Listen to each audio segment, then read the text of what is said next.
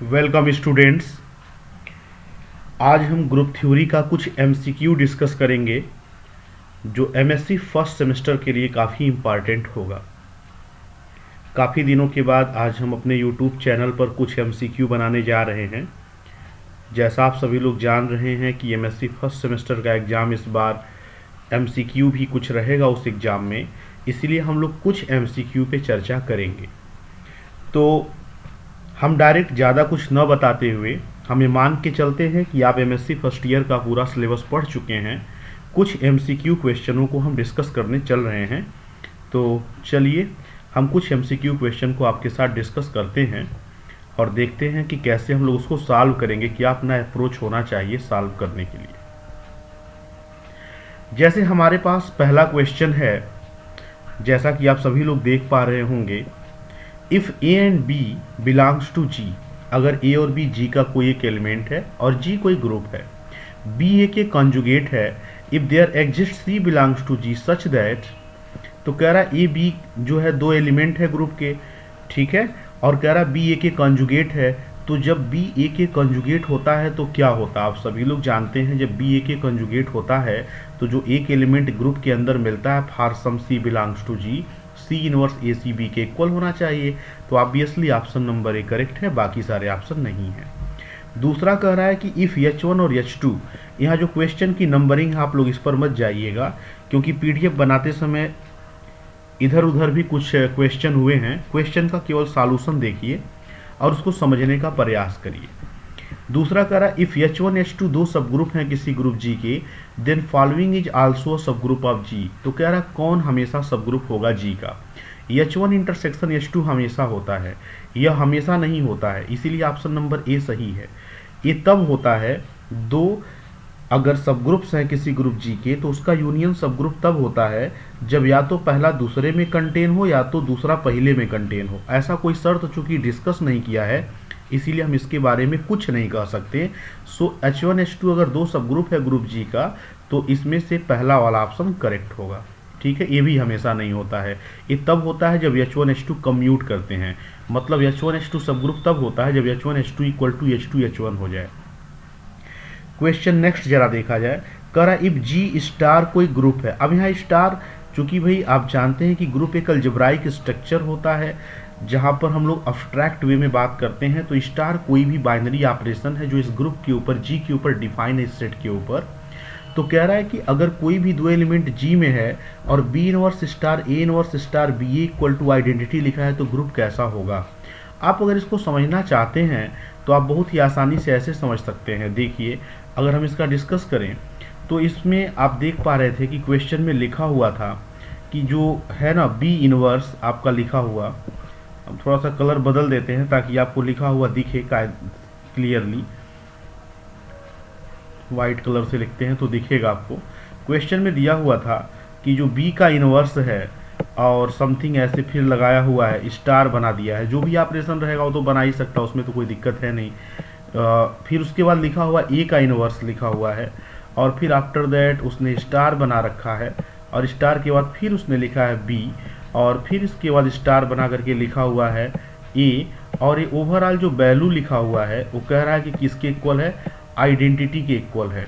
तो ग्रुप के बारे में वो पूछना चाह रहा था। एक काम करिए, ये जो बी है ना, बी का इनवर्स लिखा है, आप जानते हैं बी जी का मेंबर है ग्रुप का, तो भाई ऑब्वियस सी बात है ग्रुप में जो रहता है उन सबका इनवर्स होता है। तो बी इनवर्स अगर जी में है तो बी भी जी में रहा ही होगा। तो एक काम करिए, बी से आप ऐसे मल्टीप्लाई कर दीजिए या ऑपरेट कर दीजिए। मल्टीप्लाई बोलने मतलब जो ऑपरेशन दिया है उसी के अंतर्गत आप बी से ऑपरेट कर दीजिए, प्री ऑपरेट करिए। प्री ऑपरेट मतलब पहले से ऑपरेट करिए, तो आपका ये बन जाएगा ऐसे समथिंग, ये आपका ए इनवर्स हो जाएगा, स्टार हो जाएगा और आफ्टर दैट आपका ये बी हो जाएगा और फिर आपका स्टार हो जाएगा और फिर आपका ए बनेगा। तो चूंकि आपने बी से मल्टीप्लाई किया है, ऑपरेट किया है स्टार्टिंग में, इसीलिए राइट साइड में भी हम बी से क्या कर दे रहे हैं, ऑपरेट करा दे रहे हैं। तो आपका हो जाएगा बी स्टार ई। कोई दिक्कत हमें लगता है किसी को नहीं होना चाहिए। अब ये बी और बी स्टार मिलकर आइडेंटिटी बन जाएगा, तो हम इसको छोड़ ही देते हैं। तो जब ये आइडेंटिटी बन जाएगा तो आपके पास हो जाएगा ए इनवर्स, आइडेंटिटी का किसी में ऑपरेट कराएंगे आंसर वही आएगा। यह हो जाएगा आपका A inverse star B and star A और राइट हैंड साइड में ज़रा सोचिए कितना हो जाएगा। भाई बी का आइडेंटिटी के साथ ऑपरेशन होगा तो बी ही तो बचेगा, तो ये आपका बी हो जाएगा। अब यहाँ पर ज़रा देखिए क्या करिए, दोबारा ए से दोबारा आप ऑपरेट करा दीजिए दोनों साइड को। तो आपका जब ए से ऑपरेट कराएंगे दोनों साइड में दोबारा, मतलब आप ए से प्री ऑपरेट करा दीजिए, तो ऐसी सिचुएशन में आपको क्या मिलेगा, ये आपका हो जाएगा, ये आपका लिखा हुआ है बी एंड ए। और राइट हैंड साइड में आपका कितना हो जाएगा, राइट हैंड साइड में आपका हो जाएगा ए स्टार बी। कोई दिक्कत किसी को? आई थिंक किसी को कोई दिक्कत नहीं हुआ होगा। अब यहाँ पर देखिए ए और ए इनवर्स मिलके आइडेंटिटी बन जाएगा, तो आपका सिर्फ बचा कितना, आपका बचा बी स्टार ए की वैल्यू कितनी हो गई, बी स्टार ए की वैल्यू हो गई ए स्टार बी। और आप सबको मालूम है कि यही ग्रुप होने का पहचान है, ग्रुप के अबेलियन होने का। तो चूंकि ग्रुप के सारे एलिमेंट कम्यूट कर गए, इसीलिए आप बोल देंगे कि आपका ग्रुप कैसा होगा, आपका ग्रुप कम्यूटेटिव होगा, अर्थात ग्रुप अबेलियन होगा। तो हमें नहीं लगता है किसी को कोई दिक्कत होगा इसमें। सो आप इस तरह से आप देख पाएंगे इसको, तो आसानी से आप इसको देख सकते हैं। ठीक है, नेक्स्ट क्वेश्चन पे आते हैं। तो आपका ग्रुप अबेलियन हो गया। हम थोड़ा स्पीड में चलते हैं, बहुत ज़्यादा हम लोग आसानी से नहीं जो है ऐसे सॉल्व करेंगे तो बहुत टाइम लग जाएगा। Number of element of cyclic group of order 6 कर है, कुल कितने नंबर ऑफ एलिमेंट होंगे एक ग्रुप, अगर साइक्लिक ग्रुप है 6 ऑर्डर का, that can be used generator off the group. या सिंपली कह लो ना, ये पूछना चाहता है कि 6 ऑर्डर का अगर कोई साइक्लिक ग्रुप है तो बताओ उसके कुल कितने जनरेटर हैं। हम आपको बताएं, अगर कोई भी साइक्लिक ग्रुप दिया है, फाइनाइट ऑर्डर का दिया है, और आपसे पूछे उसके जनरेटर की संख्या कितनी है, तो गिन लीजिए कि 6 से छोटे कुल कितने ऐसे नंबर हैं जिनका जीसीडी 6 के साथ 1 आता है। ठीक है, आप मतलब आप यहाँ पर देख लीजिए कि 6 से छोटे कुल कितने ऐसे नंबर हैं। ठीक है, रिलेटिवली प्राइम नंबर, मतलब जिनका 6 के साथ आपका जीसीडी कितना रहे, 1 रहे। तो आप उसी से आप इसको काउंट कर पाएंगे, वहाँ से आपका बन जाएगा। जैसे हम आपको बताएं, तो अगर आप ध्यान से देखिए तो हम बात करते हैं कि 6 ऑर्डर का साइक्लिक ग्रुप में आपको जनरेटर पूछ रहा है। हम कह रहे हैं जहाँ 6 लिखा है, 6 की जगह कोई भी नंबर दे सकता है, ज़रूरी नहीं कि आपका वो बार बार 6 ही दिया रहे। क्लियर है पूरी बात? मतलब वो 6 की जगह कोई भी नंबर आपका यूज कर सकता है। तो जैसे वो 6 ऑर्डर के ग्रुप की चर्चा कर रहा है, अब देखो 6 से छोटे 1 और 6 का जीसीडी आप सबको मालूम है, 6 और 1 का जीसीडी मतलब ग्रेटेस्ट कॉमन डिवाइजर 1 होता है। क्लियर है पूरी बात? तो आपका 6 और 1 को रिलेटिवली को प्राइम हो गया, ये आपस में जो है को प्राइम है ना, ये को प्राइम है, रिलेटिवली प्राइम है या को प्राइम है। ऐसे देखिए 6 और 2 का जीसीडी 1 नहीं होगा तो ये नहीं माना जाएगा, अर्थात जो 2 होगा वो जनरेटर नहीं माना जाएगा, ये नहीं माना जाएगा क्योंकि इसका जीसीडी 2 आ जाएगा। 6 और 3 भी नहीं माना जाएगा, अर्थात जो 3 है आपका ये जनरेटर नहीं माना जाएगा क्योंकि ये 6 के साथ जीसीडी 3 रखेगा, इसलिए भी नहीं माना जाएगा। 6 और 4 भी नहीं माना जाएगा, अर्थात जो 4 वाला एलिमेंट है इसका भी जीसीडी 6 के साथ चूंकि 1 नहीं आएगा, 6 और 4 का जीसीडी 2 आ जाएगा क्योंकि 2 ऐसा नंबर है जो दोनों को डिवाइड करता है। ये भी 1 नहीं आया इसलिए भी नहीं माना जाएगा। 6 और 5 का जीसीडी आप देखेंगे तो 6 और 5 को डिवाइड करने वाला सबसे बड़ा से बड़ा नंबर 1 ही है, इसका भी जीसीडी 1 आ गया। तो यही 2 मिले, एक ये मिला जीसीडी 1 रखने वाला, एक ये मिला। तो हम लोग ढूंढते कि यहाँ 6 से छोटा कौन कौन सा नंबर है जिसका जीसीडी इस 6 के साथ क्या हो जाए, 1 हो जाए। तो एक 5 है और एक 1 है, तो कुल कितने जनरेटर मिले, 2। एक 1 है और एक कौन मिला, 5 मिला। तो जनरेटरों की संख्या कितनी हुई, 2। अगर आपसे कोई पूछे कौन कौन है तब आप बताइएगा 1 है और 5 है। ठीक है, बस वो ये जानना चाहता था कितने हैं, तो बात कितने पे जब वो कर रहा है तो आप कितने पे मामला खत्म कर दीजिए, आप बता दीजिए कि टोटल जनरेटरों की संख्या कितनी है, 2 है। ठीक है पूरी बात। फिर इसके बाद कह रहा है द मल्टीप्लिकेटिव ग्रुप 1 - 1 ये सब ग्रुप ऑफ मल्टीप्लिकेटिव ग्रुप। ये पूछ रहा है किसका सब ग्रुप होता है, ऑब्वियस सी बात है इसमें से यही ग्रुप बनाता है और इसी का सब ग्रुप होता है, सभी लोग इस बात को जानते हैं। ठीक है पूरी बात, आप जानते हैं इसमें से ये आपका ग्रुप बनाता है ना, सभी लोग इसके बारे में जानते हैं, हमने कई बार क्लास में भी इसकी चर्चा की है। नेक्स्ट क्वेश्चन कह रहा है कि कोई सेट जी है, binary composition denoted by multiplication in a group if the composition is associative. कह रहा है कोई सेट जी है जिसके पास बाइनरी कंपोजिशन है जिसका नाम मल्टीप्लिकेशन है, तो कह रहा है ये आपका ग्रुप बनाएगा। कब ग्रुप बनाएगा, अगर कंपोजिशन एसोसिएटिव हो जाए। देखो जब एक कंपोजिशन है तो इसी में शामिल है क्लोजर लॉ, क्योंकि हमने कई बार आपको बताया जब बाइनरी कंपोजिशन कहता है उसी में क्लोजर लॉ शामिल होता है। और ये ऑप्शन नंबर 1 कह रहा है एसोसिएटिव है, तो आपका क्लोजर लॉ और एसोसिएटिव मिलकर के हो गया सेमी ग्रुप। और जानते हैं आप बीएससी फर्स्ट ईयर का अगर कोई बुक पढ़ेंगे तो आप देखेंगे कोई सेमी ग्रुप अगर है जिसमें एक कंडीशन फॉलो होता है, कंडीशन, ठीक है, जिसमें A equation A X equal to B और वाई इक्वल टू बी के पास एक सॉल्यूशन होता है, तो दोनों मिला करके कहता है कि वो ग्रुप बन जाएगा। मतलब कोई सेमी ग्रुप जिसमें एक कंडीशन फॉलो होने लगता है उसको हम लोग ग्रुप कह देते हैं। इसीलिए कंडीशन बोथ ए और बी दोनों सही है, मतलब ये दोनों मिला देंगे एक साथ तभी जाकर के सही हो पाएगा, ठीक है। अगर ये दोनों कंडीशन एक साथ हो जाए तो होगा, तो इसीलिए ऑप्शन नंबर सी होगा।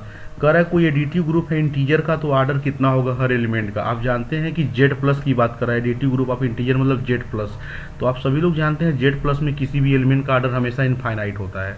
और कुछ ऑथर मानते हैं कि जिस एलिमेंट का ऑर्डर इनफाइनाइट होता है उसको जीरो ऑर्डर का भी कहते हैं। तो ए और सी दोनों ऑप्शन सही हो सकता है, आप ऑप्शन नंबर ए मार दीजिएगा, ठीक है। इसके बाद हम नेक्स्ट क्वेश्चन पर आते हैं। हालांकि आप लोग देख रहे होंगे कि नंबरिंग जो है सही नहीं है, बट नंबरिंग में क्या रखा है बस केवल क्वेश्चन को देखिए। कह रहा है जेड प्लस डिनोट कर रहा है group of all integers under addition, ठीक है। यहाँ नीचे लग रहा है कुछ लगा हुआ है, शायद ये अक्षर दिख नहीं रहा है, चलिए नहीं दिख रहा है छोड़ दिया जाए, नेक्स्ट पर देखते हैं। इफ़ n1 और n2 अगर दिया रहता तो इस पर डिस्कस करते हैं हम लोग। हालांकि नंबर ऑफ ऑटोमार्फिज्म पूछ रहा है, नंबर ऑफ ऑटोमार्फिज्म आपसे पूछेगा नहीं, या आइसोमार्फिक हो जाता है, हम लोग बाद में इसको जिक्र कर लेंगे। इफ़ n1 और n2 नॉर्मल सब ग्रुप्स हैं ग्रुप जी के, तो gn1 equal to gn2 if and only if. बताइए कि gn1 और gn2 इक्वल कब हो जाएंगे भाई। अगर देखिए n1 n2 नॉर्मल सब ग्रुप हैं तो gn1 इक्वल टू gn2 अगर करना है आपको तो n1 और n2 अगर इक्वल हो जाए तो बन ही जाएगा। 80 में है कि g अगर कोई फाइनाइट ग्रुप है ऑर्डर 200 का तो नंबर ऑफ सब ग्रुप ऑफ ऑर्डर 25 कितना होगा। 25 ऑर्डर का आपसे पूछ रहा है कि सब ग्रुप की संख्या कुल कितनी होगी। एक्चुअली जो 25 ऑर्डर का होता है इसमें हम लोग जब सैलो पढ़ेंगे तो सैलो पर हम इसको डिस्कस करेंगे, अभी हमने पढ़ाया नहीं इसलिए हम इसको डिस्कस नहीं कर रहे हैं। If H is a subgroup of a group G, then number of left coset of H in G and number of right coset of H in G are equal। हमेशा इक्वल होते हैं, left coset और right coset की संख्या हमेशा equal होती है। अगर F होमोमॉर्फिज्म है किसी ग्रुप G का into a group G dash with kernel K, तो अगर F होमोमॉर्फिज्म है G से G डैश में और जिसका कर्नल K है तो K जो होगा कॉम्प्लेक्स होगा G। आप जानते हैं कर्नल नॉर्मल सब ग्रुप बनाता है, आप सभी लोगों ने प्रूव किया, तो K कैसा हो जाएगा नॉर्मल सब ग्रुप हो जाएगा। G फाइनाइट ग्रुप है, H नॉर्मल सब ग्रुप है, तो इसका ऑर्डर हम लोग कई बार जिक्र किए हैं, order of G upon order of H हो जाएगा। अगर कोई ग्रुप 15 ऑर्डर का है तो नंबर ऑफ सैलो सब ग्रुप कितने होंगे ऑर्डर 3 के। अभी हम सैलो वाला जब पढ़ाएंगे आप लोगों को कई बार कहा है तो हम सैलो के सारे क्वेश्चन एक साथ बता देंगे, ठीक है। यहाँ पर देखो कोई एक परमुटेशन दिया है, पूछ रहा है आड है कि इवन है। यहाँ ध्यान दो, हमने कहा था जब साइकिल में आड नंबर लिखे होते हैं तो इवन परमुटेशन होता है, तो ये इवन परमुटेशन है। इसमें देखो कितने नंबर लिखे हैं, 2 नंबर लिखे हैं ना, तो इसीलिए ये आपका आड होगा। तो ये आपका इवन हो गया और ये आड हो गया, और जब इवन का आड में मल्टीप्लाई होगा तो हमेशा आड होगा। हमने क्लास में बताया था इवन प्लस की तरह बिहेव करता है और आड माइनस की तरह बिहेव करता है, तो प्लस माइनस का मल्टीप्लाई होने पर माइनस ही आता है। हमने कहा था साइकिल की ये लेंथ कही जाती है, जैसे इसमें 3 नंबर हैं, ये 1 2 3 की जगह ABC भी लिखा रह सकता है, कुछ भी लिखा रह सकता है। ये 3 लेंथ की एक साइकिल है और एक 2 लेंथ की एक साइकिल है। जिस साइकिल की लेंथ आड होती है वो इवन परमुटेशन कहा जाता है, और जिस साइकिल की लेंथ इवन होती है वो आड परमुटेशन कहा जाता है। तो ये आपका इवन परमुटेशन और ये आपका आड परमुटेशन, और इवन इंटू आड आड होता है, इसलिए आपका आंसर नंबर ए करेक्ट हो जाएगा। जेड प्लस कोई ग्रुप है तो सब ग्रुप जनरेटेड बाई 2 और 7 क्या होगा। तो अगर ये आपका ग्रुप है तो 2 और 7 से जनरेटेड सब ग्रुप आपका हमेशा जो है 14 जेड हो जाएगा। होता क्या है यहाँ पर जो है 2 और 7 का अगर पूछ रहा है तो आप इन दोनों का एलसीएम ले लीजिए, बन जाएगा।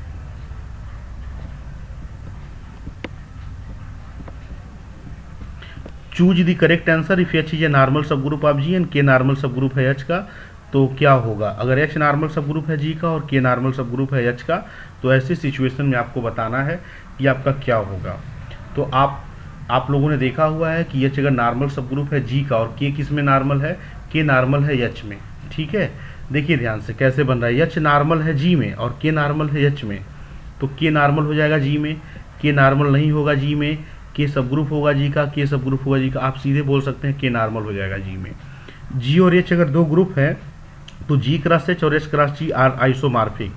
आपको हमने पढ़ाया है कि यहाँ G1 G2 लिखा था, कि G1 क्रॉस G2 और G2 क्रॉस G1 हमेशा आइसोमॉर्फिक होते हैं। ये कोई मतलब नहीं होता है यहाँ कौन रहेगा तब होगा, हमेशा होता है। इसीलिए आप यहाँ लिख देंगे for any G and for any H, चाहे यहाँ G और H की जगह जो मन करे वो लिख दीजिए। हमेशा G क्रॉस H और H क्रॉस G आइसोमॉर्फिक होता है, ऐसा हमने प्रूव कराया है। हमने जब प्रूव कराया था तो यहाँ G1 G2 लिखा था, यहाँ पर G2 G1 लिखा था, सबको याद होगा।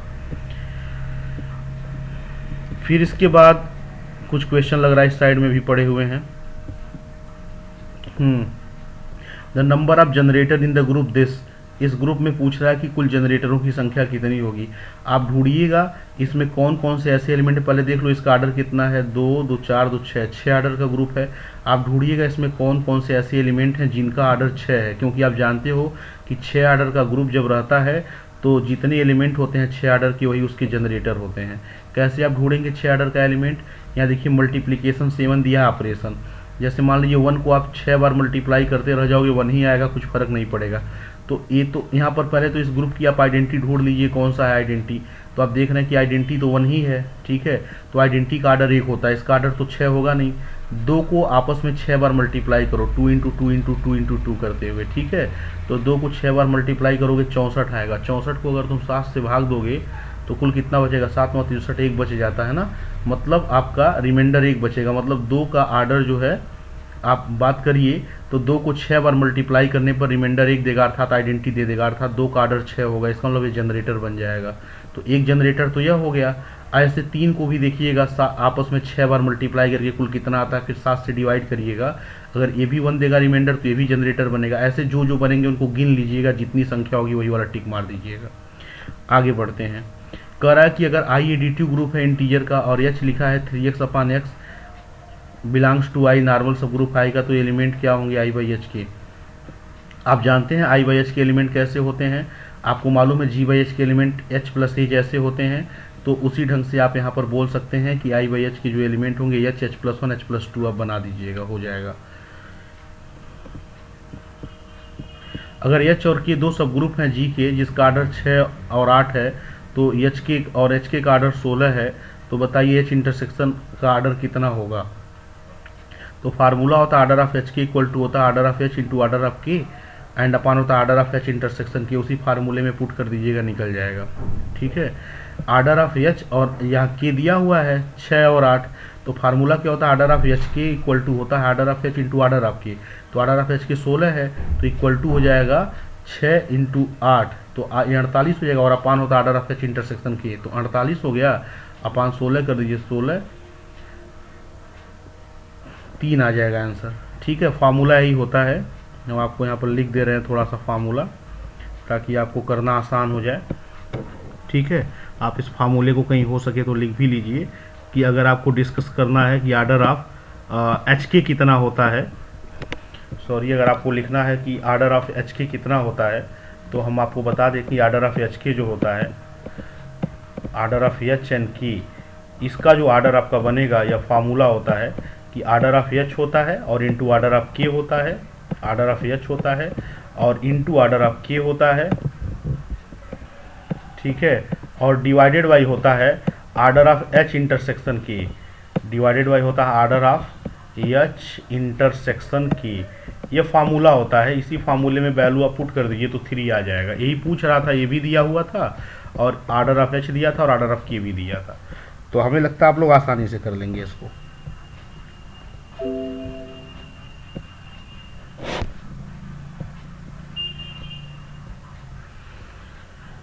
Alternative group A4 on 4 symbol है नॉर्मल सब ग्रुप ऑफ आर्डर। ये पूछ रहा है कि A4 के अंदर एक्चुअली K4 नॉर्मल होता है, K4 जो होता है 4 आर्डर का होता है, सब group of order 4, answer number 4 हो जाएगा।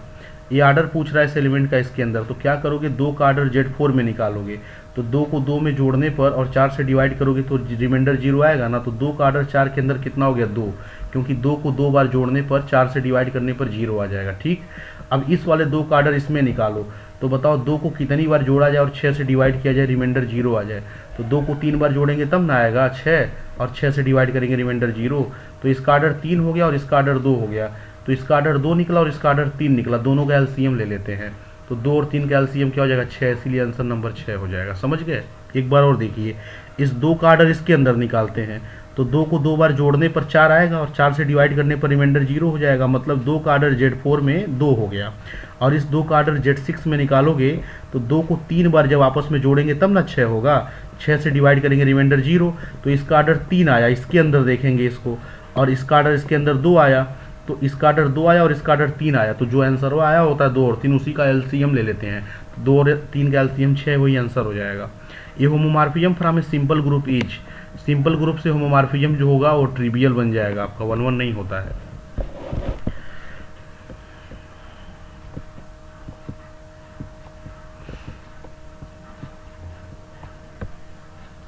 ये क्वेश्चन रिंग का है, इसीलिए हम लोग इसको डिस्कस नहीं करेंगे, अपने सिलेबस में नहीं है। If A and A square both are generator of a cyclic group of order m, then अगर ए और ए स्क्वायर दोनों जनरेटेड है किसी cyclic group of order m के, तो ध्यान देना 1 और 2 दोनों का जीसीडी इसके साथ 1 होना चाहिए, तो ये इसका आंसर जो होता है वो प्राइम नंबर हो जाएगा आपका। इसके सारे क्वेश्चंस आपको लगाने की ज़रूरत नहीं है, क्योंकि ऐसे भी प्रश्न आपके सामने नहीं आएंगे, इसमें और भी कुछ ट्रिक लगे हुए हैं। अगर आप कभी CSIR नेट की तैयारी करेंगे तो इन सारे प्रश्नों के बारे में हम वहाँ पर जिक्र करेंगे, या आप कहीं भी तैयारी करेंगे तो आपको इसके बारे में नॉलेज मिलेगा क्या कहना चाहता है। तो इसीलिए हम ऐसे प्रश्नों को ज़्यादा डिस्कस नहीं करते हैं, क्योंकि आपके पेपर में भी नहीं आएंगे। अगर जी साइक्लिक ग्रुप है ऑर्डर 6 का, तो नंबर ऑफ एलिमेंट कितने होंगे जो जी को जनरेट करेंगे। अभी हम लोग एक बार चर्चा की है ना, 6 ऑर्डर के ग्रुप में 2 जनरेटर होते हैं, 1 और 5, तो आंसर नंबर डी आप सही मार दीजिएगा। फिर कह रहा है जेड सेट ऑफ इंटीजर है, तो under ordinary multiplication Z plus क्या बनाता है, जेड डॉट क्या बनाता है। तो भाई आप सभी लोग जानते हैं कि जेड अगर सेट ऑफ इंटीजर है तो अंडर बाइनरी ऑपरेशन एक ग्रुप नहीं बनाता है, क्योंकि 2 का इनवर्स 1/2 होता है अंडर मल्टीप्लिकेशन, और 1/2 इंटीजर नहीं होता, इसीलिए आपका ये मोनाइड तक बना लेता है, मोनाइड तक बनाता है, उसके बाद नहीं कुछ बना पाता है। Set of N nth root of unity forms of finite abelian group of order N with respect to multiplication बनाता है, आंसर मल्टीप्लिकेशन हो जाएगा। ये पूछ रहा है इसका जनरेटर कौन होगा। अभी हम आपको कई बार चर्चा कर चुके हैं कि 6 ऑर्डर का ग्रुप दिख रहा है ना, तो देखो 1 और 5 बना था ना, इन्हीं ए के पावर 1 है और यहाँ ए के पावर 5 है, इन्हीं दोनों का तो जीसीडी 6 के साथ आया था 1, तो एक जनरेटर ए होगा और एक जनरेटर ए के पावर 5 होगा। ऐसे कोई भी यहाँ पर दे सकता है। क्या करिएगा, देखिएगा अंतिम में कितना 6 लिखा है, तो 6 ऑर्डर का हुआ है टोटल। अब देखिएगा इसके पीछे वाले में से कितने ऐसे लोग हैं जो 6 के साथ, या यहाँ जो भी लिखा रहेगा उसके साथ जीसीडी 1 रखेंगे, तो यहाँ 6 के साथ जीसीडी ए के पावर 1 का होगा 1 और 5 का होगा 1, इसीलिए ए और ए के पावर 5 आंसर हो जाएगा, ए और ए के पावर 5। जी अगर ग्रुप है such that A square equal to identity है for all A belongs to G, तो जी कैसा ग्रुप होगा। अगर हर एलिमेंट का आर्डर अगर आपका 2 हो जाए, ए स्क्वायर इक्वल टू ई बन जाए, तो ग्रुप हमेशा अबेलियन होता है, इस बात को ध्यान रखिएगा। एक कह रहा है कि एफ इक्वल टू 2 3 और कह रहा है जी इक्वल टू 4 5, 2 परमुटेशन है 1 2 3 4 5 सिंबल पे, तो एफ जी क्या होगा। मल्टीप्लाई करना हमने क्लास में सिखाया आप लोगों को, कितने लोग मल्टीप्लाई कर पाएंगे, क्या मल्टीप्लाई करके दिखा पाएंगे। यहाँ 2 3 लिखा है, यहाँ 4 5 लिखा है, एफ में 2 3 है और जी में कितना है 4 5 है। एफ में 2 3 लिखा है और 4 5 उसमें लिखा है। ज़रा देखिए आप एक काम करिए, इसको ज़रा देखिए कैसे बनेगा।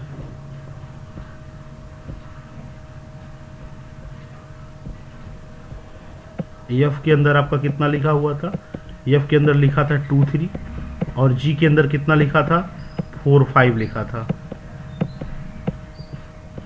जी के अंदर लिखा हुआ है 4 5, तो हमने कहा था 5 सिंबल का है ना, तो पहले इसको आप ओपन करके लिख दीजिए, थोड़ा बढ़िया से लिखिए। देखिए एफ का मतलब क्या है, 5 सिंबल की वो बात कर रहा है ना, 5 सिंबल का, तो एफ को पहले अगर आप अच्छे से तोड़ के लिखेंगे ना, तो पहले आप ऊपर क्या करिए, जितने सिंबल पे वो दिया था उन सारे सिंबल को बना लीजिए, 1 2 3 4 एंड 5, पांचों सिंबल बन गए। अब देखिए 2 का इमेज कह रहा है 3 है, 2 का इमेज कितना है 3 है, तो 2 के नीचे 3 लिख दीजिए, और 3 का इमेज कितना है 2 है, तो 3 के नीचे 2 लिख दीजिए। और एफ में किसी का चर्चा ही नहीं किया है, 1 2 3 का, 1 का चर्चा नहीं किया, 4 का नहीं किया, 5 का नहीं किया है, तो जिसका चर्चा नहीं किया होता उसका इमेज वही होता, तो 1 का इमेज 1 हो जाएगा, 4 का इमेज 4 हो जाएगा, और 5 का इमेज क्या हो जाएगा 5 हो जाएगा। तो यह ओरिजिनल रूप हो गया एफ का। ऐसे ही जी का भी ओरिजिनल रूप निकालो, तो जी का ओरिजिनल रूप अगर आप निकालेंगे तो जी में पहला एक काम करिए, पांचों सिंबल लिख लीजिए जिस पे वो चर्चा करने को कह रहा है, 1 2 3 4 एंड 5, ये पांचों सिंबल लिख लिए आप। अब देखो 4 का इमेज कितना है 5, तो 4 के नीचे बना दीजिए 5, ठीक। फिर 5 का इमेज कितना है, इधर देखेंगे 4, तो 5 का इमेज आपका है 4। ठीक है, एक्चुअली 5 के बगल में अगर कुछ लिखा होता तो 5 का इमेज बगल वाला होता, लेकिन बगल में नहीं कुछ लिखा है, इसलिए प्रीवियस वाले को देख लेते हैं, जहाँ से शुरू होता है साइकिल उसको देख लेते हैं। और बाकी तो 1 2 3 के बारे में बात नहीं किया है, तो 1 का इमेज 1 हो जाएगा, 2 का इमेज 2 हो जाएगा और 3 का इमेज क्या हो जाएगा, 3 हो जाएगा, ऐसे बन जाएगा। तो F और G हो गया। अब आप एक काम करिए, F का G के साथ करिए मल्टीप्लाई। तो जब F का G के साथ करोगे मल्टीप्लाई, तो मल्टीप्लाई करते समय पहला काम करते हैं, जो भी 5 सिंबल दिया है 1 2 3 4 5, इसको पहले ऐसे लिख लेते हैं, इसमें कोई दिक्कत नहीं करते हैं परिवर्तन। अब यहाँ देखो 1 का इमेज 1 है, अब यहाँ 1 का इमेज देखो फिर 1 है, तो इसलिए 1 के नीचे 1 लिख दो। 2 का इमेज 3 है, अब यहाँ देखिए 3 का इमेज फिर 3 है, तो 2 के नीचे 3 लिख दीजिए। ठीक, 3 का इमेज 2 है, अब यहाँ देखो 2 का इमेज 2 है, तो आप यहाँ पर 2 लिखिए। फिर 4 का इमेज 4 है, अब यहाँ देखिए 4 का इमेज 5 है, तो ओवरऑल 5 पे पहुँच गया। 5 का इमेज 5 है, यहाँ पे 5 का इमेज 4 है, तो आपका आंसर यहाँ पे ये हो जाएगा। यही आपका आंसर होगा। 4 ऑप्शन में मिला लीजिए जो भी बनेगा। हुआ क्या, 1 का 1 इमेज वही रहा है, 2 का 3 हो गया है, 3 का 2 हो गया है, 5 4 बदल गया है। यही वाला आपका आंसर सही हो जाएगा। तो जिस किसी ऑप्शन में रहेगा आप उसी को जो है टिक मारिए, वही आपका सही आंसर है। ठीक है, यही तो होगा आंसर आपका, पहला वाला ही। एक अगर जी कोई ग्रुप है तो कौन सा इसमें आंसर सही, आप सभी लोग जानते हैं। जूता मोजा मॉडल के बारे में हमने बहुत चर्चा किया है। इन्वर्सल लॉ भी इसको बोलते हैं। ए बी का inverse equal to B inverse A inverse हो जाएगा, ये आप सबको मालूम है। एच अगर सब ग्रुप है किसी फाइनाइट ग्रुप जी का और आर्डर ऑफ एच और आर्डर ऑफ जी एम और एन है, तो जरा बताइए क्या होता है। आप सभी लोगों को मालूम है, लैग्रेंजे थ्योरम का हमने खूब चर्चा किया है कि सब ग्रुप का आर्डर ग्रुप के आर्डर को डिवाइड करता है।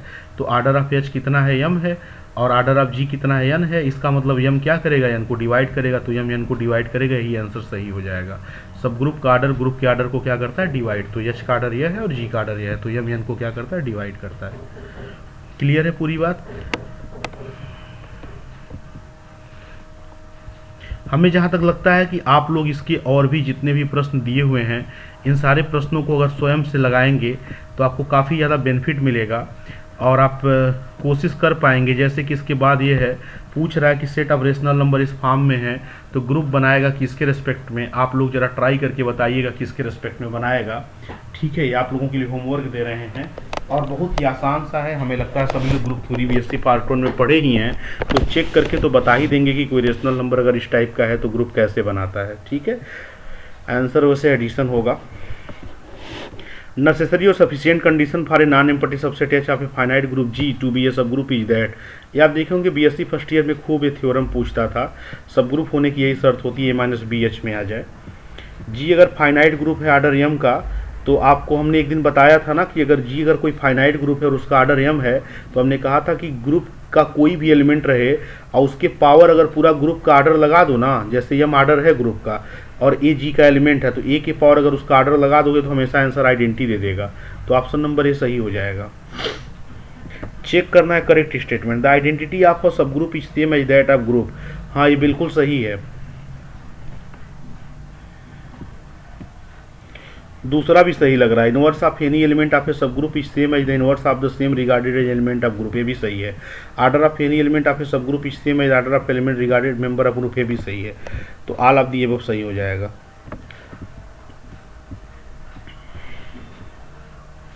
अब हम इसमें कुछ खास क्वेश्चनों का चर्चा करेंगे, जो क्वेश्चन आपके एमएससी के लेवल के हैं और इम्पॉर्टेंट है। जैसे अगर किसी ग्रुप का आर्डर पी स्क्वायर है तो हमने थ्योरम प्रूव कराया, ग्रुप कैसा होगा, बेलियन होगा। इन दोनों का प्रोडक्ट निकालना आप जैसे भी हमने सिखाया वैसे निकाल दीजिएगा। ये पूछ रहा है इनवर्स किसी 8 परमुटेशन का क्या होगा, तो आप बता दीजिएगा 8 परमुटेशन का इनवर्स भी 8 होगा। ठीक है,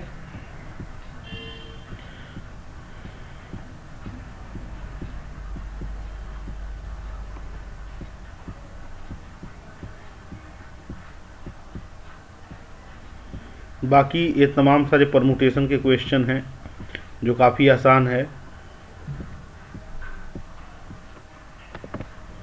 इसके जनरेटर आप लोग बताइएगा। 4 के साथ जो जो पावर जीसीडी 1 रखेगा वही बनेगा। जैसे 1 होगा और 3 होगा, तो ए और ए क्यूब वाला आंसर सही होगा। Answer number C. यहाँ सी नहीं रहेगा, ए रहेगा।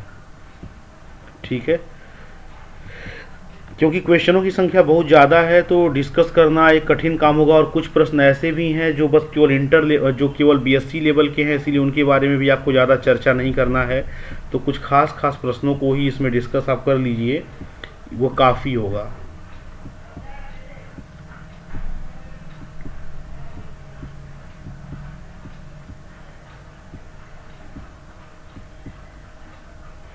बाकी आपको सिलेबस में आप जानते हैं नॉर्मलाइजर है, सेंटर है, ये सब है ना। उसके अगर प्रश्न आपको कहीं दिखे तो उसको ज़रूर सॉल्व करिएगा। इसमें एक्चुअली रिंग थ्योरी को भी कंबाइन कर लिया है। अगर ऐसे दिया रहता है कि अगर दो ग्रुप दिया रहता है और पूछता है ग्रुप होमोमॉर्फिज्म कितना होगा पहले से दूसरे पर, तो यहाँ जैसे Z18 दिया और यहाँ Z30 दिया है, तो 18 और 30 का GCD निकाल दीजिएगा। 18 और 30 का GCD जितना आएगा वही वाला आंसर सही मार दीजिएगा। अब जैसे हम इसलिए नहीं सारा बता रहे, जैसे मान लीजिए यहाँ सब स्पेस का आ गया क्वेश्चन, तो हम लोग केवल यहाँ पर ग्रुप का डिस्कशन कर रहे हैं ना, इसीलिए ज़्यादा यहाँ पर डिस्कस हम सबको नहीं कर रहे हैं। जो ज़रूरत है, जो यहाँ पर दिख रहा है इंपॉर्टेंट, हम उसको बता दे रहे हैं डिस्कस करने का।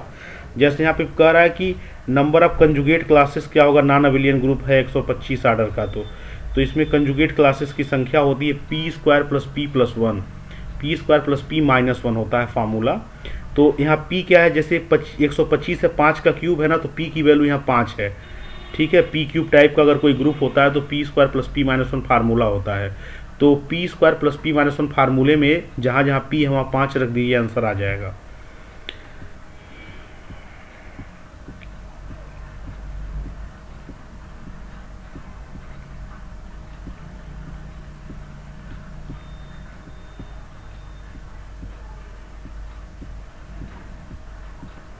ये करा दो का ऑर्डर Z29 में बताइए, तो दो को आपस में इतने बार जोड़िए कि 29 से जोड़ने पर आपका जो आंसर आए वो 0 आ जाए।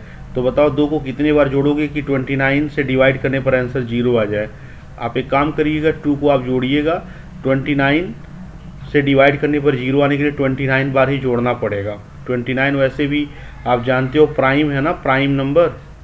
तो आप जानते हैं प्राइम आर्डर के ग्रुप में जो है आपका जो एलिमेंट का आर्डर होता है वो हमेशा प्राइम के ही बराबर होगा, क्योंकि एलिमेंट के आर्डर को ग्रुप के आर्डर को डिवाइड करना पड़ता है। तो दो का आर्डर बीच में कुछ हो ही नहीं सकता, क्योंकि जो दो का आर्डर होगा वो 29 का डिवाइजर होना चाहिए, और 29 का डिवाइजर 29 ही होता है, इसीलिए दो का आर्डर 29 हो जाएगा।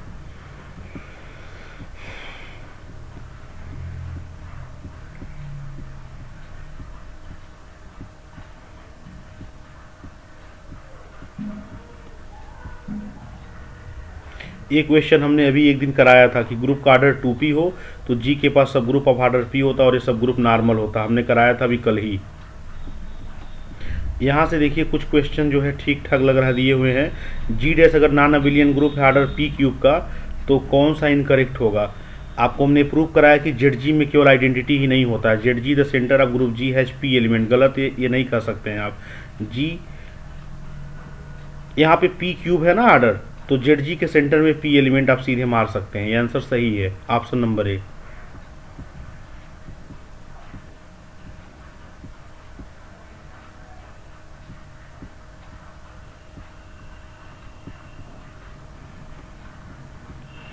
फिर देखिए यहाँ पे वही वाला प्रश्न है, Z2 Z6 है और Z2 Z4 है।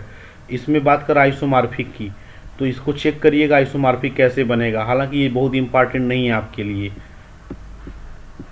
ये कह रहा किसी ग्रुप का आर्डर 49 है तो ग्रुप कैसा होगा। बताओ, एक थ्योरम पढ़ा गया है ना कि किसी भी ग्रुप का आर्डर अगर प्राइम पावर में होता है p² होता है। p² मतलब p की जगह कोई भी प्राइम हो सकता है। तो देखो ये 7 का स्क्वायर है कि नहीं, ऐसे प्रश्न एग्जाम में बना सकता है। किसी भी प्राइम का स्क्वायर दे देगा, कहेगा ग्रुप कैसा होगा। तो आपने अपने कॉपी में प्रूव किया है कि अगर किसी भी कोई भी ग्रुप का आर्डर अगर p का स्क्वायर है तो ग्रुप अबेलियन होता है। तो जी कैसा बन जाएगा, आपका अबेलियन बन जाएगा।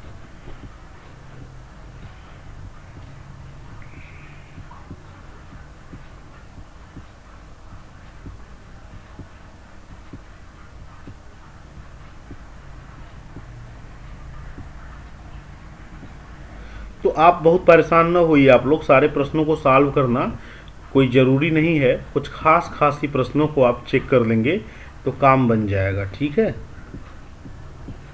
ये कह रहा है हाउ मेनी एलिमेंट आप आर्डर 5 इन S7। S7 में 5 आर्डर के कितने एलिमेंट होंगे। एक बार हम क्लास में तोड़ के बताए थे, 7 का जो पार्टीशन होता है उसी पार्टीशन में जितने लोगों का जो है एलसीएम 5 बनता था हमने किया था, हालांकि बहुत इंपॉर्टेंट नहीं है, इसलिए इसको भी आप डिस्कस ना करिएगा।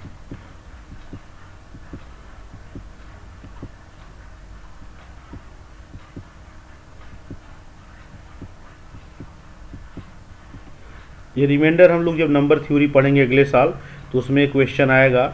एक्चुअली ये जो भी पीडीएफ है कई चीज़ों का कॉम्बिनेशन है, हम बहुत ध्यान से देखे नहीं थे, तो इसमें सारे प्रश्न ऐसे नहीं हैं कि जो आपके ही एग्ज़ाम के लिए इम्पॉर्टेंट हैं, इसीलिए इसमें बहुत सारा डिस्कस करने की ज़रूरत नहीं है। और भी हम कुछ प्रश्न हैंड रिटेन लिख करके आप लोगों को देंगे जो काफ़ी इम्पॉर्टेंट होगा, इसमें बहुत इम्पॉर्टेंट नहीं दिख रहा है, जितना हमने डिस्कस किया है उतना ही काफ़ी है। ठीक है, तो हम आपकी क्लास यहीं पे समाप्त कर रहे हैं। ये आप लोग लेक्चर ज़रूर देखिएगा और आप लोगों को ज़रूर कुछ ना कुछ बेनिफिट मिलेगा इससे।